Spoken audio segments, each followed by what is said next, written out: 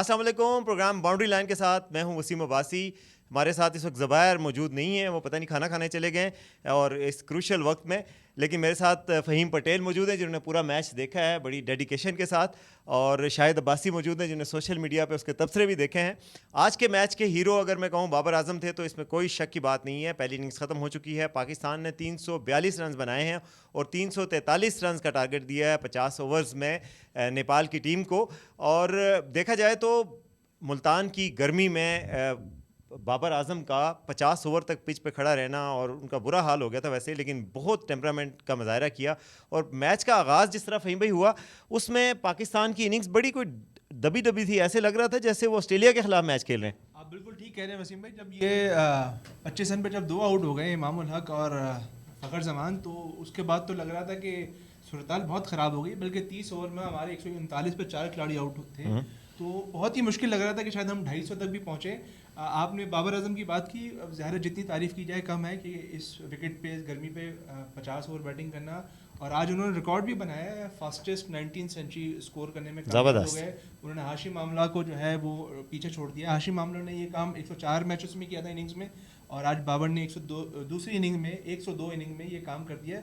लेकिन इसके साथ वसीम भाई, हमें यहाँ जितनी तारीफ़ करें इफ्तिखार अहमद की, यानी उन्होंने एक तो आज पहली सेंचुरी बनाई, ज़ाहिर मुबारकबाद के मुस्तहिक हैं, लेकिन जो उन्होंने स्पेस पकड़ा है, यानी आप ये देखिए कि कहाँ हम 30 ओवर में 139 पे खड़े थे और कहाँ हम 50 ओवर में 343 पे खड़े हुए। यानी हमने लगभग कोई 200 रन बनाए आखिरी 20 ओवर में, और उसमें इफ्तिखार का जो किरदार है वो बहुत ही अहम है। ज़ाहिर है इसको ड्यू क्रेडिट मिलना चाहिए। ज़बरदस्त ज़बरदस्त। और जो बॉलिंग थी वो भी, उसको भी थोड़ा सा क्रेडिट मिलना चाहिए जब पाकिस्तान के उन्हें 4 खिलाड़ी आउट कर लिए।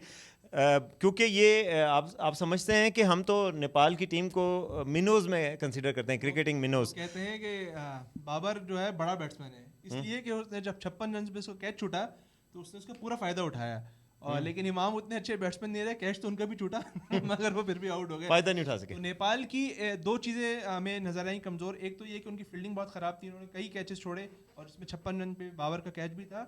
मगर एक तो ज़ाहिर नई टीम है, पाकिस्तान के खिलाफ पहला मैच खेली थी, तो कप्तानी में हमें बहुत जोल नज़र आए, फील्डिंग में बहुत जोल नज़र आए, और ज़ाहिर है बॉलिंग तो कमज़ोर थी, जिसका भरपूर फ़ायदा उठाया पाकिस्तान ने। चले, पाकिस्तान के कंपेटिटिव बल्कि विनिंग टोटल है, बिलो पार नहीं बल्कि अबव पार है स्कोर, माशाल्लाह बहुत अच्छा स्कोर है। आज की मैच के हीरो तो बाबर आजम थे, लेकिन दूसरी तरफ आयमा बेग भी छाई रही हैं ट्विटर मीडिया की, ट्विटर पे और सोशल मीडिया की हीरो वो रही हैं। बताइए कि उनकी परफॉर्मेंस कैसी रही। जी बिल्कुल, फ़हीम साहब ने जिक्र किया जैसा कि मैच के जो स्कोर्स थे या नंबर्स थे, सोशल मीडिया पर 3-4 चीज़ों को बहुत ज़्यादा तवज्जो मिली। एक तो नेपाली गुलकारा को लोगों ने बहुत प्रेज़ किया कि जी वो ओपनिंग सेरेमनी में आई और वो नेशनल ड्रेस के साथ वहाँ मौजूद थी, उन्होंने उसमें परफॉर्म किया। और बेचारी आयमा बेग इसलिए रखने में आ गई कि उन्होंने आज के दिन के लिए, बावजूद गर्मी थी लेकिन वो गर्म से एक वेस्टर्न ड्रेस पहने आ गई। तो लोगों की जितनी भी तनकीद का रुख पाकिस्तानी बैटर्स की जानिब हो सकता था, वो आज आयमा बेग के हिस्से में आया।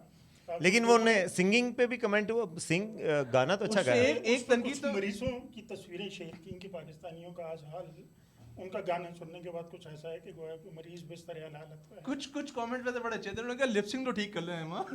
अच्छा, लेकिन यार वैसे ये ज्यादती है। देखें वो बाहर से मेहमान आई है, चले उनका तो आपने किया कि नेपाल की गुलकारा को अप्रिशिएट किया, लेकिन अपनी जो है ना घर की मुर्गी दाल बराबर आपने अप्रिशिएट नहीं किया। लिबास के हवाले से तो चले हम नहीं डिस्कस ना करना चाहिए, परफॉर्मेंस के हवाले से होना चाहिए। लेकिन चलें, पाकिस्तान के लिए बड़ी ऑनर की बात है कि एशिया कप पाकिस्तान में हो रहा है और ये सेरेमनी पाकिस्तान में हो रही। स्टेडियम में क्राउड इतना ज़्यादा उस वक्त नज़र नहीं आ रहा था जब ओपनिंग सेरेमनी थी, गर्मी की वजह से। अगर आप इस वक्त जाके ग्राउंड देखें तो इस वक्त हाउसफुल है, तो वो गर्मी के ही असरात थे सारे जो हमें दोपहर में नजर आए। लेकिन मेरा ख्याल है कि अब मैच भी अच्छा होगा, अच्छे से मुराद ये कि रिजल्ट अच्छा आएगा पाकिस्तान के हक में, और इस वक्त ग्राउंड हाउसफुल है। मेरा ख्याल है। लेकिन गर्मी में मुल्तान का वेन्यू इस शदीद तूफ़ानी गर्मी में, पता नहीं ऑर्गेनाइज़र के जहन में क्या था। पिंडी स्टेडियम भी मौजूद है हमारे पास, इसमें भी ऑर्गेनाइज़ किया जा सकता था, क्योंकि ये काफ़ी हद तक हमें फील्ड में भी नज़र आया। ज़ाहिर है नेपाल के जो खिलाड़ी थे वो भी टायर हो गए, और 50 ओवर ज़ाहिर है फील्ड में रहना, और जो पाकिस्तानी ओपनर थे उनकी अच्छी बैटिंग ने उनको गर्मी ज़्यादा लगवाई, क्योंकि ज़ाहिर है वो बैट कैरी कर रहे थे ऑलमोस्ट। अच्छा, ये वाली बात सोशल मीडिया पे बहुत ज़्यादा डिस्कस हुई कि सितंबर का महीना, यानी अभी सावन का मौसम आप मुकम्मल ख़त्म नहीं कर सके हैं, और ऐसे में न जाने किसने ओपनिंग सेरेमनी के लिए और पहले मैच के लिए मुल्तान का इंतखाब किया, जो मुल्क का सबसे गर्म हिस्सा है, ये गर्म शहर है। सोशल मीडिया पे भी लोगों ने खासा इस पर फोकस किया कि अगर इसके बजाय लेट से कराची होता, जहाँ ब्रीज एक रहती है, हवा रहती है, तो हो सकता है खिलाड़ियों के लिए भी आसानी होती और मुमकिन है कि शायकीन का रिस्पांस भी ज़्यादा बेहतर आता। मैं तो बताऊं शायद भाई मैं इस गर्मी में दही लेने भी ना जाऊं और वो अगले 50 ओवर मैच खेल रहे हैं। दही लेने का जहाँ तक बात है, मेरे ख्याल से रिजवान को भी शायद अब बताना पड़ेगा कि थोड़ी सी आप फिट तो हैं, लेकिन ये दूसरी बार मैं आपको बताऊँ रन आउट हो गए हैं। अफगानिस्तान के खिलाफ भी वो एक मैच में रन आउट हुए थे और आज भी रन आउट हुए। अब ये नहीं मालूम कि उनको शायद दही लेने भेजा था तो इसलिए वो स्लो जा रहे थे। ये बात कई लोगों ने वैसे डिस्कस की कि गर्मी का असर प्लेयर्स पर नजर आ रहा है। आपको बाबर की अगर बैटिंग का आखिरी हिस्सा फटीग देखा हो गए हो, थे। तो वो साफ लग रहा था कि वो शॉट खेल नहीं पा रहे, लाइक जैसे उनकी एनर्जी किसी ने स्क्वीज कर ली है।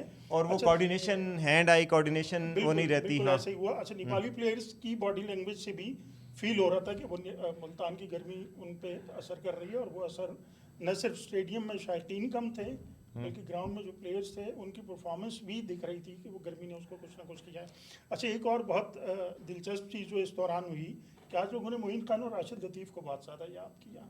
उसकी क्या वजह? वो यूं करके कि जी उनके दौर में अमूमन ये होता था कि पहले के 40 ओवर पाकिस्तानी टीम बहुत स्लो खेलते हुए गुजारती थी, विकेटें बचा रही होती थी। और जावेद मियांदाद के दौर में भी होता था 20 ओवर में 60 रन 10 ओवर्स में आके वो फिर 100 प्लस पे जाते थे। तो आज एग्जैक्टली यही हुआ कि पाकिस्तान ने 130 प्लस डॉट बॉल्स खेली है। अच्छा, ये वैसे अनएक्सेप्टेबल है फहीम साहब, क्योंकि डॉट बॉल्स खेलना ये पाकिस्तान का पुराना क्रॉनिक इशू है, और जब डॉट बॉल्स ज़्यादा खेलते हैं तो प्रेशर आता है। अगर आप चेस कर रहे हो और ये 130 डॉट बॉल्स या उससे ज़्यादा खेलें तो फिर आपके लिए बहुत मुश्किल हो जाता है। रिस्की शॉट्स खेलते हैं, फिर रिस्की शॉट्स में आपको चांस पे होता है कि आप खड़े रहें या आउट। बिल्कुल ऐसे ही है। शायद मैंने जिस तरफ निशानदेही की, यही मसला है। गुज़िश्ता कई सालों से पाकिस्तानी टीम पे यही तनकीद हो रही है कि आप अब उस 2000 और 90s के दौर से निकलिए। अब की जो क्रिकेट है वो शुरू के 10-15 ओवर्स के जो फ़ायदा उठाते हैं वो आखिर में बेनिफिट देता है। पाकिस्तान अब भी यही कर रहा है कि शुरू के 10-15 ओवर विकेट बचाने में जाता है और आखिरी के 10 ओवर कोशिश करते हैं कि हिट करें, लेकिन ये जो आज इफ्तिखार ने इनिंग खेली ये हर दफ़ा नहीं हो सकती। पाकिस्तान के पास एंड में अब ऐसे बैट्समैन इतने नहीं हैं, पावर हिटर्स, जो पहले ज़माने में हुआ करते थे। पाकिस्तान को नेपाल जैसे बॉलर मिलेंगे। यस। तो इसलिए ज़रूरी है कि हमारे ओपनर्स इस बात में मत जाएं कि उन्हें लंबी इनिंग्स खेलनी है, उन्हें अच्छा स्टार्ट देना है, फास्ट स्टार्ट देना है, क्योंकि याद रखें कि अगले मुकाबले हमारे लिए बहुत मुश्किल होने वाले हैं। लेकिन फहीम साहब, आप समझते हैं कि इसमें जो है वो पाकिस्तान को बैटिंग ऑर्डर भी चेंज करने की जरूरत है कि ओपनिंग में कोई ऐसे एग्रेसिव प्लेयर्स ऐड किए जाएं? देखिए, आप अगर बैटिंग ऑर्डर तब्दील करेंगे तो आपको फ़खर जमान को हटाना पड़ेगा। फ़खर जमान को, अगर आप बहुत ही ज़बरदस्त प्लेयर है, अगर आप फ़खर जमान को ऊपर से हटाएंगे तो नीचे वो किसी काम के नहीं है, तो इससे बेहतर इनको बाहर कर दिया जाए। इमाम उल हक का क्या करना है ये सोचने की ज़रूरत है, क्योंकि इमाम उल हक कहते हैं कि मैं लंबी इनिंग का घोड़ा हूँ। अब वो मसला ये कि वो तो कहते हैं, लेकिन प्रैक्टिकली सभी लंबी इनिंग के घोड़े बनने की कोशिश कर रहे हैं। फ़खर जमान के लिए हमें वैसे, लेकिन इतने घोड़ों के लिए लंबी इनिंग्स कहाँ से लाएं, क्योंकि टेस्ट तो मैच है नहीं, ये वनडे मैच है। बिल्कुल यही मसला है कि बैटिंग ऑर्डर तो बिल्कुल ठीक है, लेकिन खिलाड़ियों को अपनी स्ट्रेटजी तब्दील करने की ज़रूरत है। बैटिंग को टारगेट करना होगा, क्योंकि इंडिया के खिलाफ जो 2 तारीख को मैच है वहाँ ये वाली परफॉर्मेंस नहीं चल पाएगी। लेकिन हाँ, बहरहाल पॉजिटिव्स को भी अप्रिशिएट करना चाहिए। बहुत बड़ी बात है, अचीवमेंट है बाबर आजम की, जिन्होंने ना सिर्फ ये रिकॉर्ड कायम किया कि कम तरीन मैचों में सेंचुरीज का 19 सेंचुरी, 18वीं सेंचुरी का रिकॉर्ड भी तोड़ा था उन्होंने। और वो लगातार, आपको पता ना, शुरू में वो आए थे तो 1000 रन, सबसे कम मैचों में 2000 रन, 3000 रन, इस तरह उन्होंने फास्टेस्ट जा रहे हैं माशाल्लाह। पाकिस्तान के लिए बहुत बड़ा एसेट है। सेंचुरी उन्होंने 97वीं इनिंग में की थी और हाशिम आमला ने उस वक्त 102 इनिंग पे की थी, तो वहां पे भी उन्होंने हाशिम आमला को बीट किया और यहाँ पे भी बीट किया, और आगे देखते हैं कि उम्मीद करते हैं अभी एशिया कप में शायद 3-4 दफ़ा तो और बीट कर दें, और रिकॉर्ड को तो बहुत ही हमें खुशी होगी। और उनकी इनिंग्स में ये भी अच्छी बात थी कि आखिर में पिंच हिटिंग जिस तरह होती है वो भी कर रहे थे। बाबर आजम के लिए सीजन इसलिए भी अच्छा हो जाता है कि सारे मैचेस एशिया में हैं और एशियन विकेटें हमारे खिलाड़ियों को बहुत सपोर्ट करती हैं। गोया हम ये तवक्को करें कि बाबर आजम सईद अनवर के रिकॉर्ड भी के मुस्तकबिल करीब में तोड़ेंगे। 194 वाला नहीं तोड़ सकते उनकी। आज किसी लम्हे वैसे आपको लगा कि ऐसा हो सकता है कि 194 पूरे हो जाएंगे? नहीं, मुझे बाबर आजम पे एतमाद है।